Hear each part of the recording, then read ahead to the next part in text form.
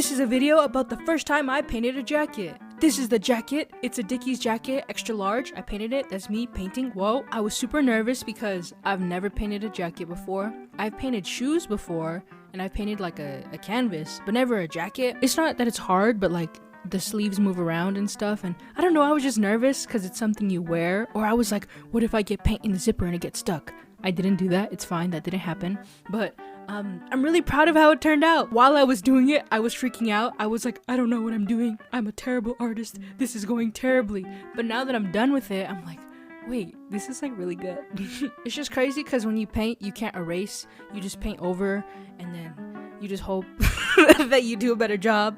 And I didn't sketch out anything beforehand, which I probably should have now that I'm thinking about it. But I don't know, it turned out good.